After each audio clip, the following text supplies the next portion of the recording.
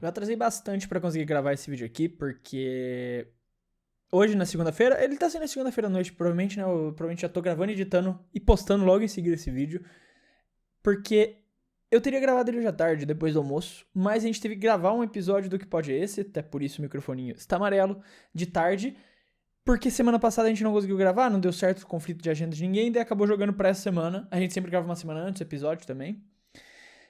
E a gente terminou por volta das 4 e depois eu fui ver o Super Mundial, então eu tô gravando esse jogo um pouco depois do Super Mundial. E pode até ter perdido um pouco do timing e talvez eu não consiga, alcançar tanto. Talvez o vídeo não entregue tanto quanto entregaria se eu tivesse postado no próprio domingo ou segunda-feira de manhã aqui.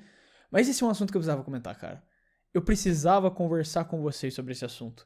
Porque isso aqui é inacreditável, velho. Isso aqui é papo, não sei se já aconteceu com você, ou provavelmente aconteceu pelo menos com alguém que você conhece. Caso de ex.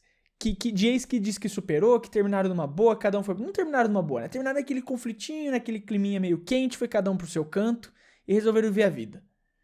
E viver a vida por muito tempo. Por muitos anos passaram ali sem se importar com a existência um do outro. Até que um dia, do nada, um dos dois solta uma indiretinha. Na rede social, nos stories, no Twitter, que seja. Só tem indiretinha ali só. Só pra provocar o ex. Porque ficou puto com alguma coisa que fez lembrar do ex, que fez lembrar da ex. E ficou puto com isso e resolveu postar só pra dar aquela provocada, pra dar aquela cutucada, né? Pegar a vara curta e não só cutucar, como espancar a onça deitada, dormindo quietinha no canto dela, tá ligado? Só pra ver o que acontece. Foi quase isso que aconteceu com o nosso mano Oscar Piastri aqui durante esse GP da Áustria. Porque caso você não tenha visto, simplesmente durante a corrida, o Oscar Piastri soltou a frase: Alpine ainda acha um jeito de conseguir me depois de todos esses anos. E foi uma das frases que o Oscar Piastri já disse na vida dele. Definitivamente. Caso você não entenda nada sobre o que está acontecendo, você talvez seja novo na Fórmula 1 e não conheça um dos clássicos recentes do automobilismo, né? É exatamente a novela Oscar Piastri e McLaren e Alpine. Né? Não era a McLaren o personagem principal, é Oscar Piastri e Alpine, mas a McLaren faz parte do triângulo amoroso. O que aconteceu foi o seguinte: o Oscar Piastri ele é um ex-piloto Alpine.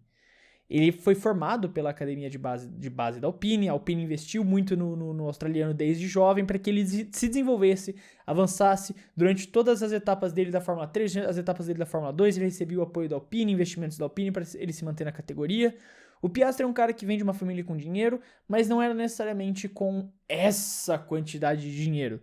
Então, o apoio da Alpine foi muito importante para ele conseguir ir bem nas categorias de base. E ele vencer na Fórmula 3 e a Fórmula 2 como estreante favoreceram isso. Mas aí tá o ponto. O Oscar Piastri venceu a Fórmula 3 e a Fórmula 2 como estreante. Geralmente, quando isso acontece, esse é um cara que tem que estar na Fórmula 1. A Alpine fez o quê? Pegou ele e botou na reserva no primeiro ano. Pegou o cara que tinha acabado de ser campeão da F3 e F2 como novato e botou na reserva da equipe. Quem eram os pilotos titulares na época? Fernando Alonso e Esteban Ocon. Então, eles falaram, ok, a gente não tem como tirar nenhum dos nossos dois pilotos agora, Piastri. Então, a gente vai ter que deixar na reserva por um tempo, ok? Piastri falou, tá, né, fazer o quê? Vamos, né? Eu preferia estar correndo, óbvio, mas eu vou aguardar. Vocês investiram em mim, vocês deram todo esse apoio pra mim, então eu fico aqui na reserva, sem nenhum problema. Passou uma temporada, o contrato do Fernando Alonso ia acabar no final dessa temporada que o Oscar ficou na reserva da Alpine. Então o Oscar falou, ok, essa vai ser minha chance, né? O Fernando Alonso já tá mais velho também, eles precisam de um piloto novato, eles me pediram pra aguardar esse tempo todo aqui na reserva, eles vão me dar essa chance, certo? Errado. A Alpine tava querendo negociar um contrato de 2 anos com o Fernando Alonso, o que eu não vou julgar a Alpine. Se você tem a possibilidade de tentar ter um piloto como Alonso, você não vai jogar isso fora. O problema é que o Alonso não estava contente com a Alpine, né? Já se tinha nessa época contatos da Aston Martin com o Alonso, já tinha rumores nessa época de que a Aston Martin estava entrando em contato com o Alonso. Então a Alpine foi tentar num movimento de se segurar, de se proteger, né? E ofereceu um contrato de 2 anos. E nisso o Oscar Piastri ficou pé da vida, porque o Ocon já tinha 2 anos e o Alonso ia receber mais 2 anos. E o Piastri falou, e eu, como que eu fico, fi? Eu ganhei a Fórmula 2 e a Fórmula 3 e vou ficar aqui na merda, não vou ganhar chance na Fórmula 1. Vou ficar aqui mofando na reserva. E a Alpine cagou pra ele. A Alpine jogou ele de canto, jogou ele de lado.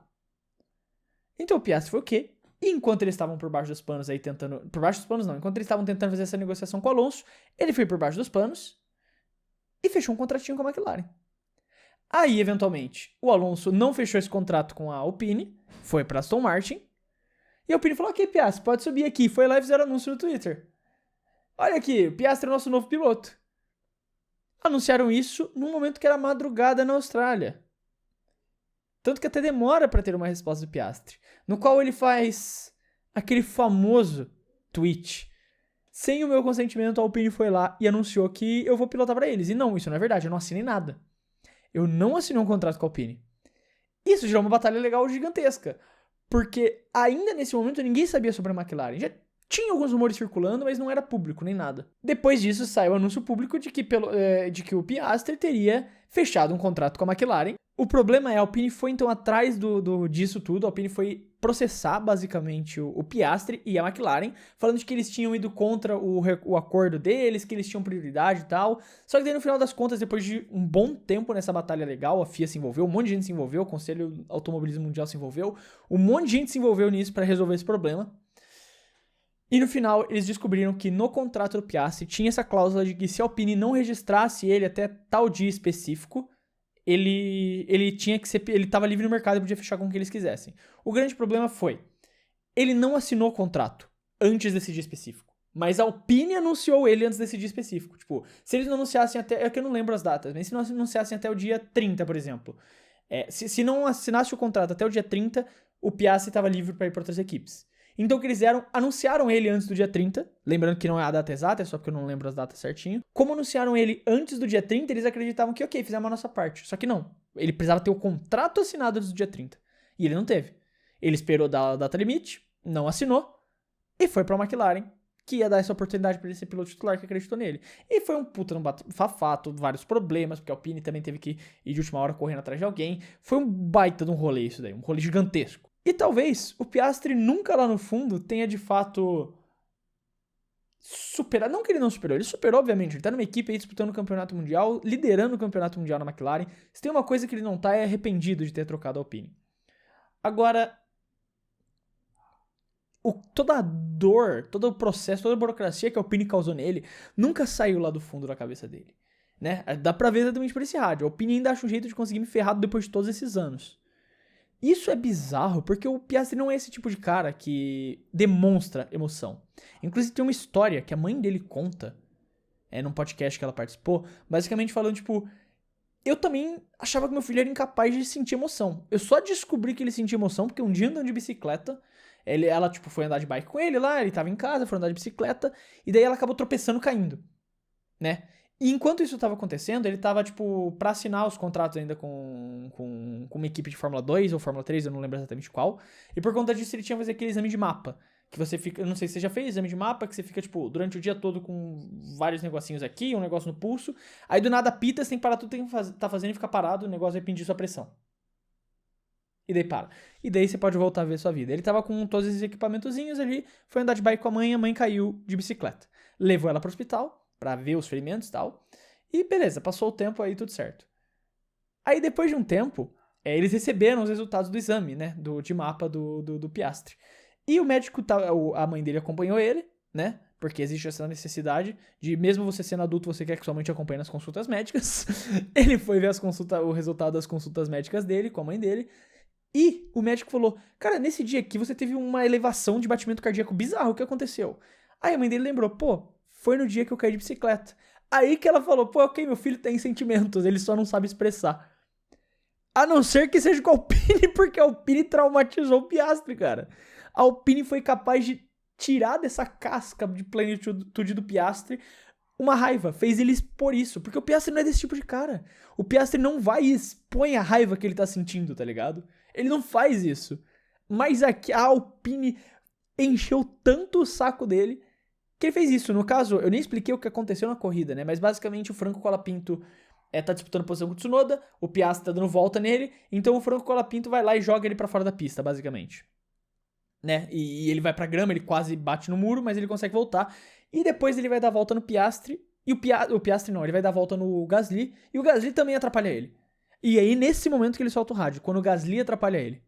Cara, a Alpine entrou tanto na cabeça do Piastri que até mesmo depois de todos esses anos, eles ainda têm um triplex alugado lá dentro, em algum lugar, na cabeça do Piastri. Que faz ele ficar puto com eles quando dá um negócio desses, cara. A Alpine é... Cara, a Alpine, eu tenho...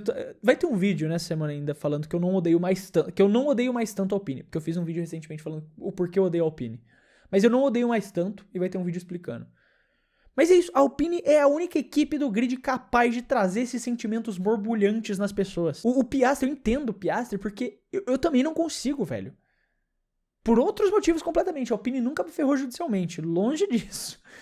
Mas a Alpine é tão medíocre que não só tira o sério quem assiste, mas tira o sério quem passou por aquela equipe, velho.